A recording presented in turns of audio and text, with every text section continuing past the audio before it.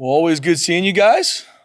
Feel like I haven't seen you guys in a week or so, which is the truth. So excited to get around you. Appreciate you guys as always, your guys' time. And as always, man, thank you, Jesus, for the opportunity to coach these young men. And every day I wake up, I'm so blessed to be the head coach here and help these young men to be better husbands, fathers, professionals, NFL players, whatever it might be for their lives. I'm so blessed to be in their life, man. So I'm proud of our team. Obviously, the success we had this season, back-to-back champions, being able to go to the Fiesta Bowl, didn't do enough to win that game, didn't execute enough consistently to win that game. So very excited to learn and grow from that, but we had every opportunity to win that game, and we were looking at it holistically to make sure when we get back there that we find a way to win, because we need to. That's what this place is built on, but so proud of our team battling for the entire season, counted out a lot of times and kept swinging, found a way, and I'm proud of our team. And I'm extremely excited for the future.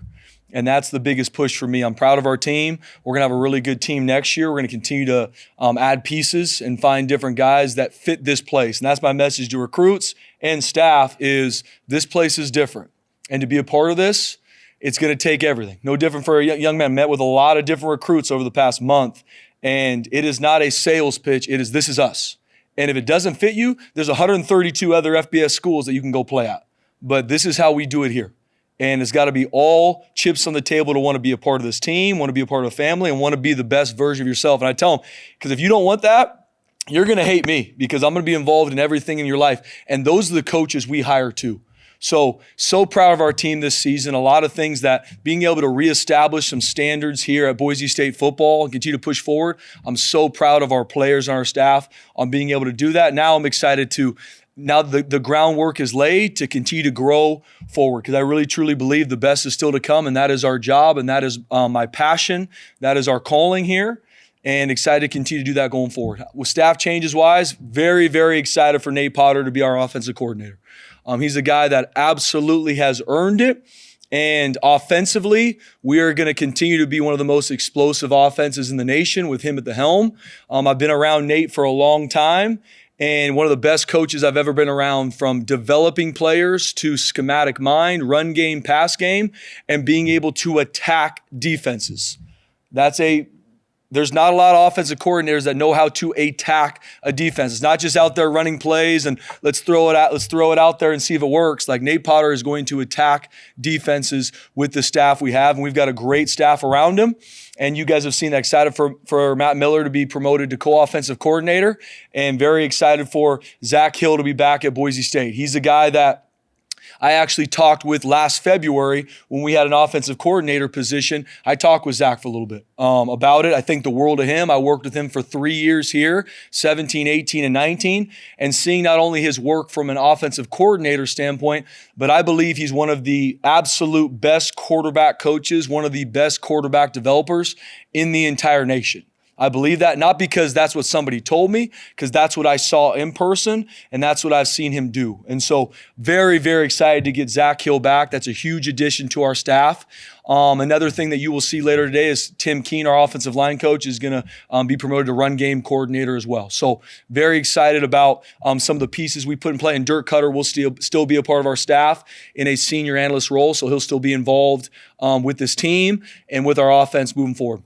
And then defensively, right now, don't foresee any staff changes. I think the world of our defensive staff. Coach Nander did a phenomenal job this year. Obviously, we're going to look at some things and where we need to continue to grow. I know big questions always come up about some of the pass game stats, and those are things that we're looking at to make sure we grow there. But we play good defense this year, and we had every opportunity to not only win that Fiesta Bowl, but being able to win that Mountain West Championship. And you look at some of the offenses we played, I think, 6 of the top 20 offenses in the nation, right? And so our guys are battling. We still have a lot of room to grow in all 3 phases, offensively, defensively, special teams wise, but excited where we are growing to in all phases. But don't foresee any changes defensively. I love our staff. They believe in our players. They're going to build our players in all facets, and hungry to continue to be the best version of ourselves as a staff so we can do the same for them. And then special teams wise, we've talked about, I think we've seen the growth special teams wise throughout the season. Obviously, the 2 missed field goals in the Fiesta Bowl game were huge. That is not why we lost the game, but we saw a lot of growth special teams wise throughout the season. Coach Collins, one of the best special teams coordinators in the nation, and there's already things that we are working to, from recruiting to our roster to specialist wise, to make sure that we continue to take a big step via special teams. So proud of our team. So proud of our staff and our players and what we were able to do last year. And as a competitor, the 2025 season started the second the Fiesta Bowl was over. There has been very little rest for us. We're on the ground running to make sure, obviously, we kept our team, and we did. And I'm proud of our staff and our players believing in us, believing that there's no better place in the nation for them to be developed and grown and to be the best version of themselves than right here. And then it's finding new recruits, from freshmen to some transfers, that want to be a part of this place and that fit. Because there's wide is the gate that wants to come to Boise State football now. It's my job as the gatekeeper to make sure only the right people that fit here, that want to be a part of something different, come through these doors. And that is my job, and excited where we are pushing to. And have to give a monster shout out to Bronco Nation. Not only just how they travel to the Fiesta Bowl game, and people, this is a blue-collar community. I am very aware of a lot of people probably sacrificed Christmas and gifts to find a way to go down to Arizona and support this team. So Bronco Nation, thank you from the bottom of my heart. That does not go unnoticed. That was a huge deal for us when we took that field against Penn State to see us in full force down there. And then the 7 games, 7 sellouts, being undefeated on the blue this season, first time in a while. So proud of Bronco Nation making that the biggest home field advantage in the nation. So thank you. And then going forward, very open about the fact that this is going to take everybody's support to continue to push forward. We need to make sure that we don't play in a Fiesta Bowl 10 years from now. We need to make sure it doesn't take a decade to get back there. That is my job. That is my calling. I believe Jesus called me here to make sure we develop people and push this forward. And that's why everybody's been called to this place for such a time. So we got to make sure that it doesn't take 10 years to get back. I believe in our team we're going to have next year. I'm not going to make any promises, no different like I didn't last season, but I know we're going to have more than enough from a player standpoint to continue to push the needle. Now, it's going to take everybody's support to make sure we keep our best players here in Idaho, right here at Boise State. And that's going to take everybody. It's not just going to take a couple big supporters. It's going to take everybody. And that's my big push this offseason, is to make sure, from small businesses to individuals, I'm going to try and meet with everybody I can to make sure they hear my heart and our message, that we need everybody's help to make sure we support our players here at Boise State. We need everybody, from $10 to $25 to whatever. Every bit counts. And as a community right now, they love their team. That field storming, when we won the Mountain West Championship, and seeing it, like, we got to make sure that continues to happen here. And it's going to take, obviously, our staff's work, our players' work, but it's going to take the entire community, from here to northern Idaho to whoever. It's going to take everybody's help, from the state's help, from the support we get from them, to obviously our university, to everybody in this state. I am making that message loud and clear, that we need everybody's help. And I know if we all come together, because that's what makes Boise State football and this state different, is we support each other here. We're not pointing the finger, and there's a lot of schools around the country that are talking about what they don't have and playing the blame game and woe is me. No, we're not going to do that. We have enough, and I'm excited of where I know we can push to. I think there's over 180,000 small businesses in Idaho. We got to get in front of every single one of them and say, hey, what can you do to support Boise State football? How we're developing people. How we're doing. Is that $10? Awesome. Is it 50? Is it 100? Is it 1,000? Let's go. And how we're going to continue to develop this and push this going forward. It's going to take everybody. I know if we continue to link arms as a state to support this football team, to support the mission we are doing, because it's not just to win games. Yes, that's what everybody wants. It is to develop champions in life. That is why I am here. And every dollar counts to make sure not only we take care of our players that are here and earned it right here at Boise State, but also making sure we keep our staff. So I am so excited for the future. We are tirelessly going to work to continue to build these young men to be champions in life, and make sure that when the 2025 season, game 1 starts, we are ready, and we got a lot of work to do. We're proud of our team, proud of the success we've had this season, excited to learn and grow going forward. So, able to keep quite a few guys that probably could have found other opportunities in the transfer portal. How pleased were you with that retention, and how important is it now today in today's world to get guys who, like you said, are all in? It's everything. I mean, we got a great group of young men here. We had a great group of seniors, obviously grouping Ashton into that too, with him declaring for the NFL draft. That is earned.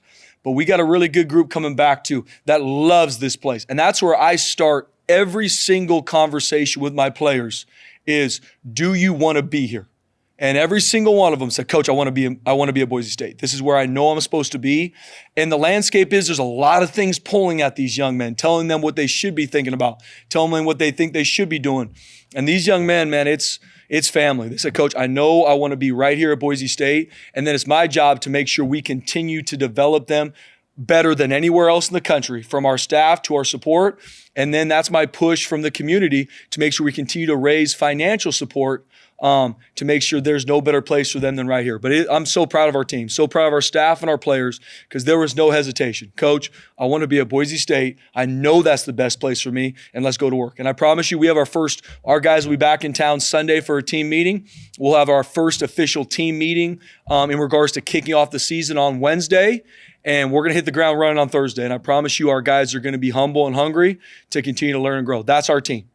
And new guys that come in, I'm going to tell them, what you got to do, look at these returners. Watch them. Do what they're supposed to do. And it's going to be on. And I can't wait to get around them and push forward. Dirk threw out some numbers to us recently. Was the biggest threat to your players other schools trying to lure them with money, Spencer? Yeah, Jay. I mean, and I've been open about that. And a lot of coaches around the country have. Yes, that was a huge part of it. That's happening everywhere, though. And that's why my message going forward, and I want to make sure I do a better job, is not pointing at the problem. That's happening everywhere. 133 FBS schools, everybody's at a different place. And we've got, I'd say, at least 14, 15 guys that had, colleges or whoever's calling them, telling them, hey, if you leave, you're going to make this or this is going to happen to you. That's happening everywhere, though. That's an issue that everybody's fighting, that everybody's battling. For me, I'm so proud of our guys not listening to the outside noise and the things that are being dangled, that a lot of it, first off, is not true. A lot of it is fake numbers and just so much ambiguity in that space that what even is real. And I'm just so proud of our guys not listening to that, focusing on what really matters, which is their focus, and then focused on them growing and developing right here at Boise State football and seeing them do it. I'm so proud of our team. But it's happening, Jay, and that's where that's happening for our players' parents. That's happening for our players' high school coaches, where where there is success, which we have had, a lot of people want that. And a lot of people want to take our players or our coaches, and that's where I don't hit the ground running on being frustrated about those things. My thing is making sure there's no better place for our players to develop here. And as a staff or a coach, there's no better place for you to achieve everything you got into this profession for than right here. How's the house settlement and the payments and all that going to come into the NIL? And I don't know if you could tell guys now like what you're going to pay them in April, or how is that factoring into the NIL and how much you're trying to raise and stuff? Yeah, BJ, obviously that house settlement's going to come out on the exact date, but somewhere in that April timeframe. Where revenue sharing and all those things will be a part of it. And that's where, JD and Cody are on the cutting edge with Bronco Pro. So we're ready for that moment when it comes. The intricacies of that and how it's going to truly work, it's something I'm still working through because I really do believe that we're going to be on the cutting edge with it. It's all going to come down to revenue and how we continue to find ways to bring in revenues to support our players is everything. Some of the intricacies of it, to your point, from payment and how that works, I haven't gotten the weeds in that. I will. Like starting now is something that's a big part as we transition to Bronco Pro. But so excited for that to be another avenue for our players to be supported. In terms of the caps along that follow-up there from 85 to 105, are you sticking at 85? Are you trying to push to 105? How are you working that out? Absolutely trying to push to 105, Mike, but we're going to be at 85 right now. Yep, and that's something that is – we're always going to be looking at that. I believe, and don't quote me on this because I believe that is a Mountain West Conference rule. But it is something that we're going to be at 85 right now, but it is something that excited to put. I know a lot of schools are going to 105, and it's something that obviously you want to push to. How daunting? I mean, that's like 20 extra scholarships, like $1 million. Would that be the challenge? Obviously, there's a lot of challenges out there, Jay. That is one of them to get to 105. But there's also, Everyone's going to see what they see on social media. There's a lot of big-time college football programs that are not going to 105. So I don't know those exact numbers of how many are, but I've talked to a lot of head coaches. Some are, and we've seen some of those schools that have put out publicly that they are, but a lot of schools aren't. And we're gonna have our 105 roster will be filled with players that add value to this team. If that means they're on scholarship or they're walk-ons, whoever makes this 105 roster starting in the summertime are going to be guys that absolutely can add value to this team. Would it help, to your point, Mike, on getting 105? Absolutely. If that's going to come when it's going to come, we'll walk that path. But I don't know the exact numbers, Jay, in regards to how many schools are 105 versus 85. I know there's still a lot of schools that are 85. That's a push. My biggest push is making sure that we continue to raise the bar in regards to how we support our players. Are we ever going to get to the point that we can pay the exact same as everybody else? No, and that's okay. But we have to get it closer because we do a lot of things here that you cannot put a dollar on, from how they're developed, cared for, built, better than anywhere in the country. There's a point to that. But we're going to continue to move the needle closer, and we did, and now we're going to continue to take another big step. What is realistic, I guess, in that standpoint? We heard, Dirk threw out kind of the salary cap number. I mean, is that, I don't know, I mentioned that maybe the house thing plays into this, but you want to double that in the future? Or for a school like Boise State, what's realistic in terms of what NIL, what you think you should be able to get to take care of your players? BJ, great question. In regards to a number, I don't have a number of we need to get to this.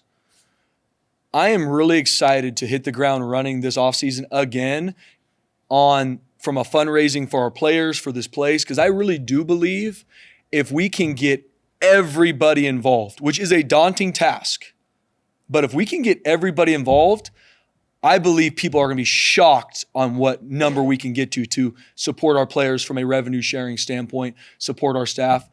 So I'm not even going to sit here and say a number and there's some numbers we've talked through what it is. 5 million has been thrown out, some different things, which I think is awesome. But I believe that if we can get everybody to lock arms, and I mean everybody, not the 30 top supporters at Boise State football, because they're going to be there. I'm talking everybody. $10 from somebody, $25 from somebody, $1,000 from someone else that loves this team. Because it's a blue-collar community. These guys fight their tail off in everything we do. That's what you love about this place. So to say we got to get to this number, we'll probably be able to put some of that stuff out here soon. But even in my heart, BJ, I don't know what that is. I do know there's a gap, and that's what I'm excited to close. And when we close that gap, we're not going to stop. It's not going to be like, all right, we got there. Go ahead and wait, guys. We got to continue to push forward to new heights. You said some of it's not real, but how many of those 14 or 15 do you think realistically could have gotten more money somewhere else? Absolutely, every single one of them. Every single one of them. And the landscape is, BJ, to your point, what is real though? Nobody really knows. They got thrown out random numbers of what they could if they went in the portal, and this school says if you got in, we give you this, which are crazy numbers. A lot of it's what's true, what's not. Some of it's probably there's some truth back to it, but every single one of them had opportunities to leave and stayed here because they believe in their development here.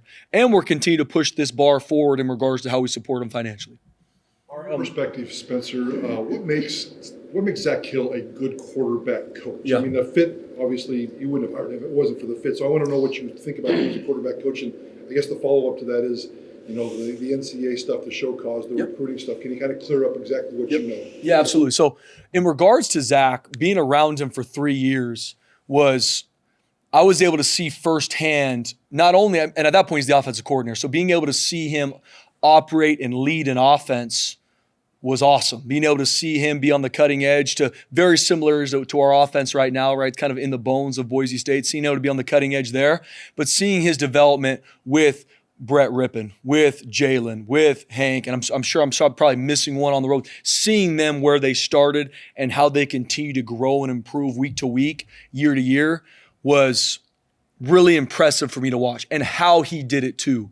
How he was able to walk the path these young men every day while still being the offensive coordinator.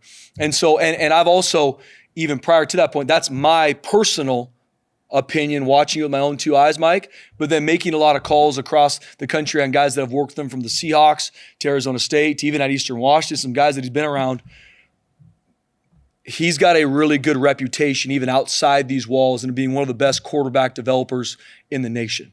So seeing it with my own two eyes, Mike, and then people's opinion that I trust that have been around him even when I wasn't, I really do believe it's a slam dunk hire. In regards to some of the recruiting things that came up when he was at Arizona State, worked through a lot of those even when I called him in February, kind of picking his brain about the offensive coordinator job. So it's something that we have a plan for. Not going to speak about it yet, but we have a plan for in regards to what that's going to look like going forward with him being able to, starting the summertime, recruit on campus. With now the rule of being able to have 10 coaches on the road, you can pick on who those are, the accountable coaches. And that's something I'll be open about when we get to the summertime. But I had a plan back in February if we went that way.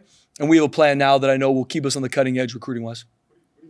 The QB room looks like? I mean, we kind of know what you have in there. Yep. You plan to add somebody else, and I mean, the NIL space kind of maybe took away a potential prospect kind of late in the game for you guys. It seems like in December or whatever. So, yeah, what do you think that QB room kind of looks like? Yep. So obviously Maddox first and foremost. Think the absolute world of Maddox Madsen.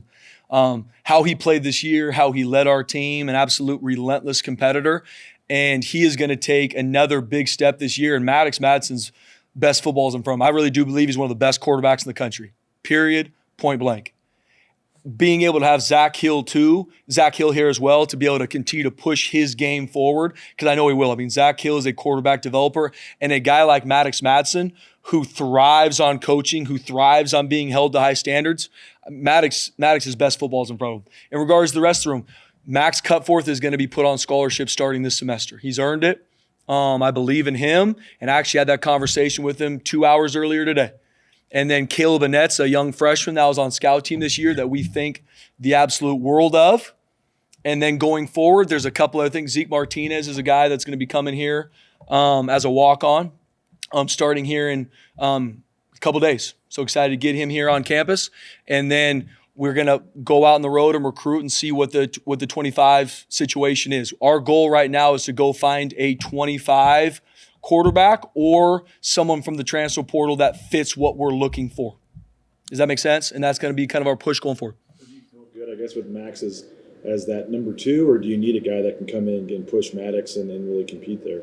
I feel really good about Max Cutforth. Now, am I telling you right now, BJ, that he's going to be our number 2 start the season? Absolutely not. I didn't tell him that either. I said, you got to compete. I know Caleb Annette's going to want to be the number 2.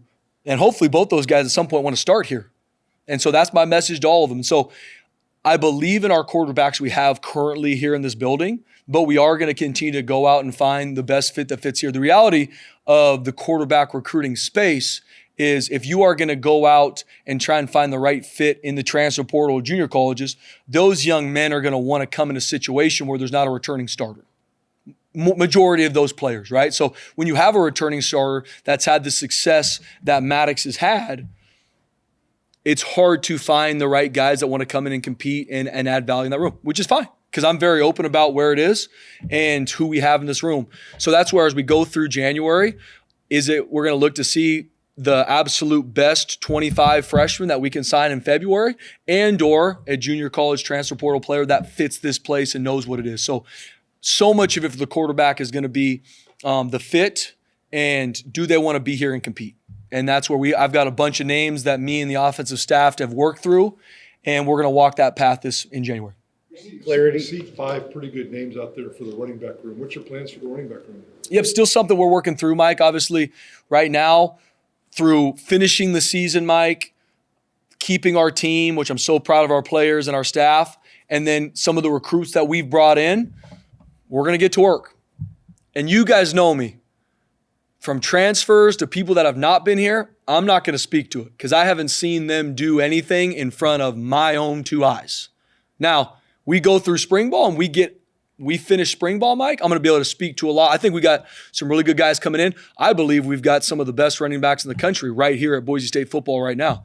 Sire Gains, Breezy Dubar, Dylan Riley, I think are some of the top backs around.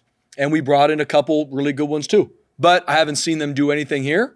I'm excited about them. So in regards to how that's going to look and how we'll go through it, That's what spring ball's for. We're gonna have a plan to make sure we're gonna probably have some packages to use 2 on the field at one time as well, which you guys have seen in years past, because that's gonna be a room that we're gonna have a lot of talented guys in. So that's something I know our offense, our defensive staff through January and February prior to spring ball is gonna see who are our best 11, who are our best package guys in all 3 phases, special teams included. So when we go through spring ball, we're gonna see how that all shakes down.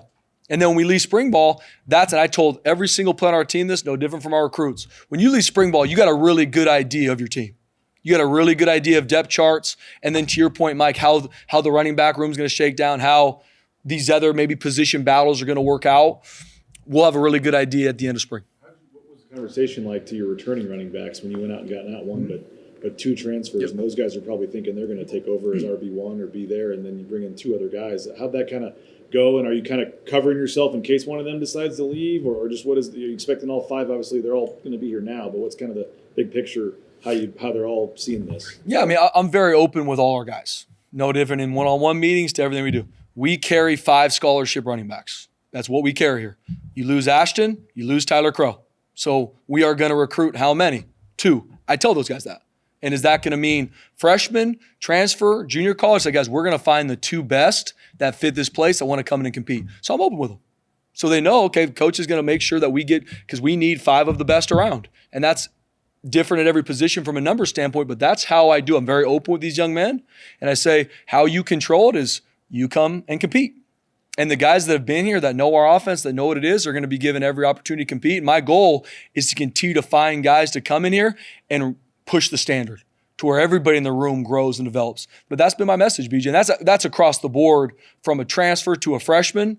It's they know how many numbers we have and who we're going to go out and recruit. And then when we put the ball down in when we start in our winter training and then put the ball down in spring ball, go earn it. Go earn it. That's our fly. And if you don't want to compete and go earn it, this ain't the place for you anyway. Any clarity on Cam Camper, Amarion McCoy, major pieces here? We know this JC thing. Are they in the building? Are they a part of the outfit right now? Have they left? Any update there? Really good question, John. So Amarion McCoy's coming back. He's locked in. He'll be back. He's the waiver that was able to come out through some of the rulings with junior college because he was a 4th-year senior. You get that 5th year of eligibility. So Amarion McCoy is coming back. He's locked in, and that's a huge addition, to our back end going forward. Cam Camper's in a different situation because I believe this last year was his 5th year in college, and next year will be his 6th year. So we're still working through that with Cam. I talk with Cam a lot. He's working through NFL or come back, but to come back, there's still some things that we're working through with the NCAA. It's not as simple as Amarion's situation because Amarion was a 4th year with a 5th year granted eligibility, done deal. Cam, there's still some things working through. So I know he's weighing the options and going through training for the NFL and/or waiting to see if this is something that he can truly come back for. I'm still working through that situation with Cam. You mentioned the passing defense, the stats, a work in progress. What are your confidences and what are your concerns with that group? Yeah. The things that we struggle with on film, Mike, and not on film, in reality, are fixable. And I believe we have the players to do it. Now it's going to work to make sure we do. And you see on film, what I look at a lot of times is, first off, who we are playing, and then are there guys running free? If there's guys just running free all over the place, that's a lack of schematics and a lack of understanding. That's not happening a lot. I'm not saying it never happened this year, but these are contested throws that we're giving up or in these situations that are happening. So those are things we got to learn and grow. And I believe we're going to have a really good back end going into the season. That doesn't mean anything. We got to go to work and continue to clean up. Then we got to look at, Mike, what is our best 11? There's been some things we're talking about moving positions with guys that are returning. We are going to find the best 11 and 12 and 13 in regards to our packages to make sure pass game and run game is something we improve on. The other reality that I want people to understand is we were very successful this year. We were leading in 90% of the time throughout these games. So what does that turn an offense into? More of a pass offense, right? So things are going to be different. In the 4th quarter of the majority of the games we played, these offenses turn into passing offenses because they have to accumulate points to go try and win the game. So there's a lot of things when I look at it, not running from the fact that we need to grow in our pass game. There's some things in the run game we need to grow in too. not running from that. I'm not using those things to say that we're all good. We're not. We got to continue to grow and no different on some things offensively and things special teams wise. But watching the film, I know there's things we can fix, and I know we have the guys to do it. When that ruling came down with McCoy, I mean, you're thinking you're going to have to replace him. He's a all league type kind of guy. I mean, just to suddenly all of a sudden have him for another year, how big of a deal is that? It's a huge deal. And Amara McCoy, for who he is for this team, seeing his growth as a leader on this team, seeing who he was when he first came here 2 years ago to who he is now, it's a monster deal for our team getting back. And I believe his best football is in front of him. And I'm very aware with him. And, hey, these are the couple things we need to improve and fix on to not only have your best last season in college, but also make sure you get to the NFL, which is a huge goal of his. Talk about Keelan, Brian? Is that okay? I can. Okay, Yep. sorry. Just to refresh and clarify, you mentioned people that want to contribute, like business owners or individuals. Is there an easy place they can go to? Is there a link? Really good question. That is something that me and JD and Cody and our fundraising team are actually going to sit down and talk through today and tomorrow, because I want it to be very simple for everybody. Obviously, anybody can go contact the Boise Football Horseshoe Collective, right? That's the easiest way right now to contact them, or send a check to Boise State football. Those are two easy ways. But I even want to make it even more seamless. There are some things that someone sent me about even having PayPal on there. I want it to be very simple. I don't know if you sent me that, BJ, but someone sent me that. I'm like, those are good ideas.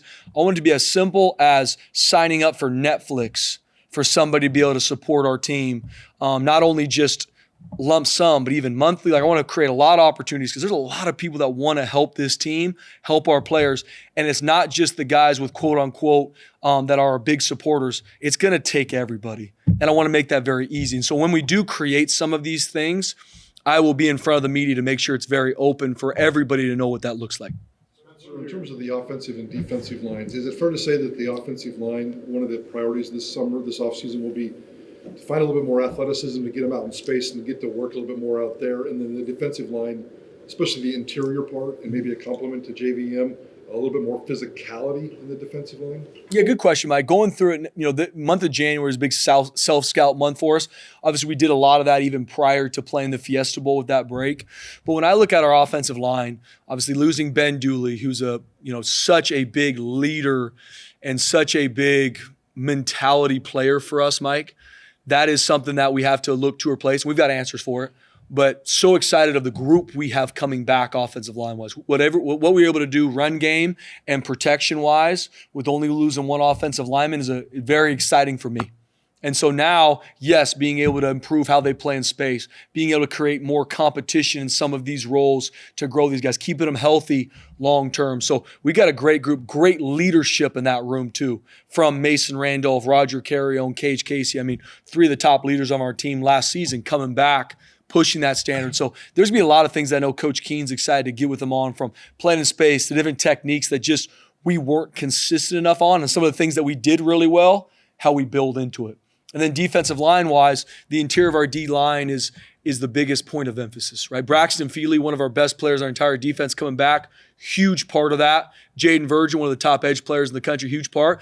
But Max Steege, Ahmed Hossein is a guy that has a piece of my heart and had a huge role in this defense. And I'm not taking anything away from him. I believe he's going to be a 10-year NFL pro. And I've told that to NFL scouts and GMs.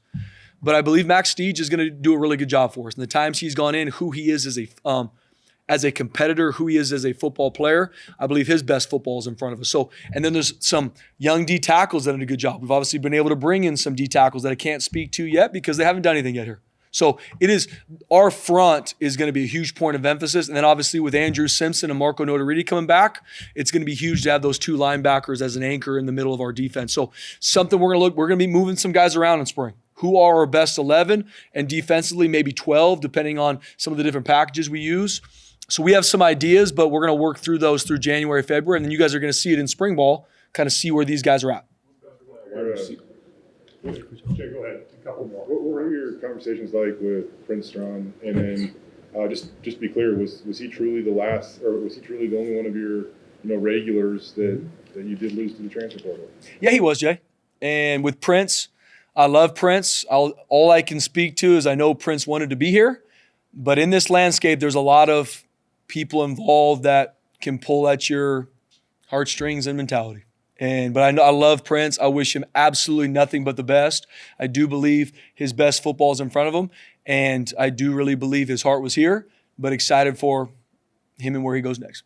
What does that leave you with that receiver? Yep. And I know you don't know about Cam Camper, but do you need to go find another Cam Camper, out of the portal again this year? Or Yeah, receiver is a big point of need that we're working through right now, BJ, from recruiting to some guys stepping up. Obviously, Latrell Caples, we think the world of. Austin Bolt had a good season. There's a lot more meat on the bone for him.